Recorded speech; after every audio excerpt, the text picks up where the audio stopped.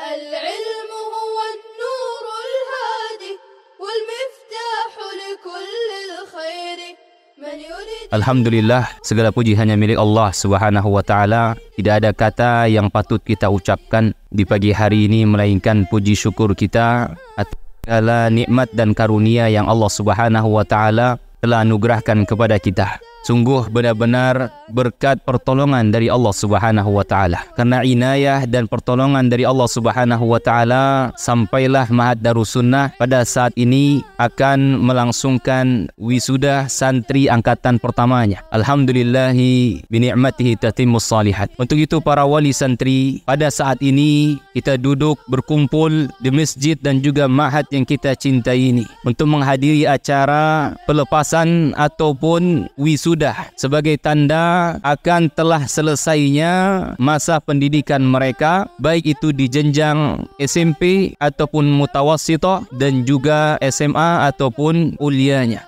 Dan ini semuanya hibati fillah, Bapak Ibu yang dimuliakan Subhanahu wa taala, merupakan nikmat dari Allah Subhanahu wa taala yang patut kita syukuri. Saya selaku mudir Ma'had Darus Sunnah ingin berpesan kepada para santri-santri sekalian, terkhusus santri-santri anakku yang akan melangsungkan wisuda, agar senantiasa bertakwa kepada Allah Subhanahu wa taala dimanapun antum berada. Masa wisuda yang akan antum lalui bukanlah artinya sudah putus belajar. Pembelajaran itu terus berlanjut. Kalau para ulama kita mengatakan minal lahdi atau minal mahbara ilal maqbarah, dari semenjak dia bisa memegang tinta ataupun pena, terus dia belajar bersama pena tersebut dan tinta tersebut yang akan mengantarkannya ke maqbarah liang lahat. Itulah kewajiban seorang mukmin yang sesungguhnya, agar senantiasa dia belajar ilmu syar'i, ilmu agama yang akan membimbing dia dalam kehidupan ini sampai dia berjumpa dengan Allah Subhanahu wa taala. Maka acara wisuda ini bukan berarti kita berhenti belajar sampai di sini. Tidak, akan tetapi ini adalah salah satu marhalah, salah satu tingkatan, salah satu proses yang alhamdulillah berkat karunia dan kemudahan dari Allah Subhanahu wa taala, antum baru saja menyelesaikan salah satu dari tahapan-tahapan pembelajaran. Masih ada lagi tingkatan-tingkatan berikutnya. Masih ada lagi perjalanan-perjalanan berikutnya yang harus kita jalani, yang harus kita iringi dengan ilmu agama ini. Maka para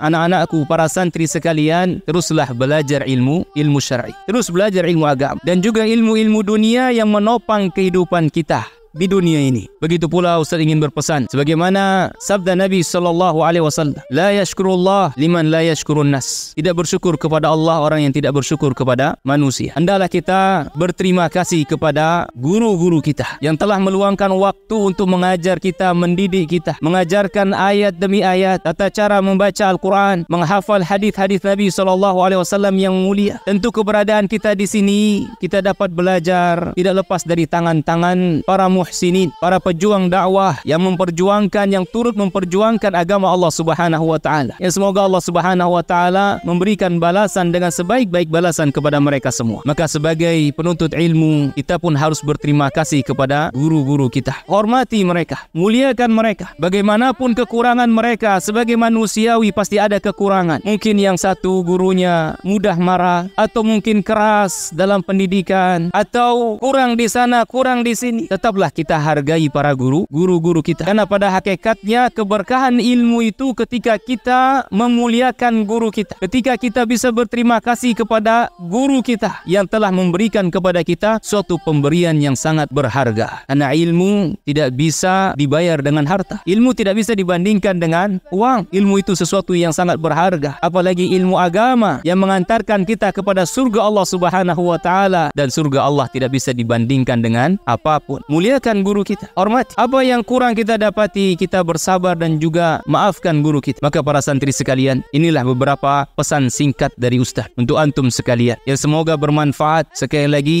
wisuda ini bukan akhir dari perjalanan kita dalam menuntut ilmu, akan tapi ini merupakan salah satu tahapan yang alhamdulillah dengan nikmat dari Allah Subhanahu wa taala, Allah hantarkan kita, Allah mudahkan kita sampai kepada titik ini. Dan kewajiban kita seterusnya adalah untuk melanjutkan dan juga menjaga apa yang telah Allah Subhanahu wa taala berikan kepada kita. Demikianlah beberapa nasihat dan juga pesan dari Ustaz untuk antum semuanya. Semoga bermanfaat. Demikian, lebih kurangnya Ustaz mohon maaf. Wabillahi taufik wal hidayah. Wassalamualaikum warahmatullahi wabarakatuh.